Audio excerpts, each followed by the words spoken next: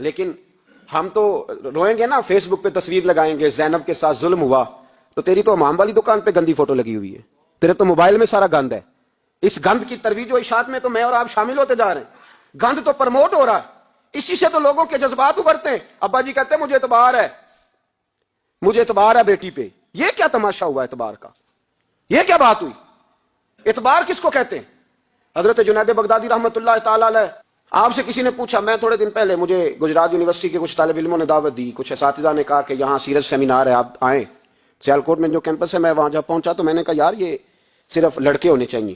کہنے لگے اتنے مولوی تقریر کرتے ہیں لڑکیوں میں، تو آپ، تو میں نے کہا یار مجھے دکھیا نور سمجھ لو، میں پرانے خیالات کا ہوں، اور ویسے بھی میرے لیے مولوی حجت نہیں، میرے لیے رسول اللہ کا دین حجت ہے، تو آپ پردہ کرائیں۔ خیر انہوں نے مہربانی کی، کوئی پارٹیشن ہو گئی۔ جب میں پہنچا تو شاید 1.5 منٹ لگا ہو مجھے گیٹ سے ہال میں جانے تک، لیکن وہاں جو بچے اور بچیوں کا میں نے حال دیکھا تو میں دعا مانگ رہا تھا، اے اللہ تو اس قوم پہ فضل فرما، اس قوم پہ۔ ابا جی کہتے مجھے اعتماد ہے۔ نابینا سے ابھی عبداللہ ابن مکتوم رضی اللہ تعالیٰ، وہ آئے ہیں تو نبی پاک صلی اللہ علیہ وسلم نے فرمایا عائشہ پردہ کر لو، تیرے گھر میں بسنے والی بی بی سید عائشہ سے بھی پاک ہے، تیری بیٹی حضرت عائشہ صدیقہ سے بھی زیادہ حرمت والی ہے۔ نبی پاک نے فرمایا عائشہ پردہ کرو، حضور وہ نابینا ہے۔ فرمایا تمہیں تو نظر آ رہا ہے نا، تیرا اعتبار یہاں سے بھی زیادہ بڑھ گیا ہے۔ حضرت جنید بغدادی سے کہا حضور ہمیں قرآن شریف پڑھا دیں۔ آپ نے فرمایا درمیان میں عورتیں پردہ ڈالیں پھر پڑھاؤں گا۔ کہا حضور قرآن پاک ہی پڑھانا ہے؟ تو حضرت جنید فرمانے لگے پڑھانے والے حسن بصری ہو اور پڑھنے والی رابعہ بصری ہو اور درمیان میں قرآن پڑھا ہو، پھر بھی میں انہیں بغیر پردے کے پڑھنے کی اجازت نہیں دیتا۔ یہاں تو حال ہی کوئی نہیں، اس گند کو روز پرموٹ کرتے ہو، نوجوانوں کے جذبات بکھرتے ہیں اور بپھرتے ہیں، اور پھر اس کے بعد کہتے ہو کہ آگ نہ لگے۔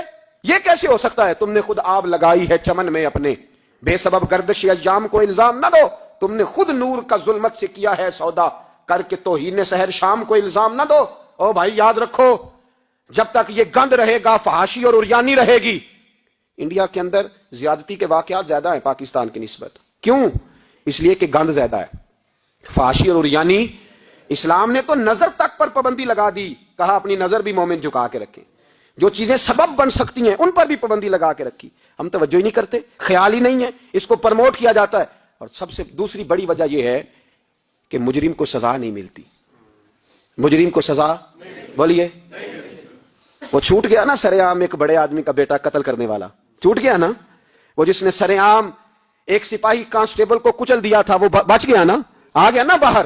ریمنڈ ڈیوس کئی گولیاں مار کے بچ گیا نا۔ جب مجرم کو سزا نہیں ملتی تو پھر گناہ بند۔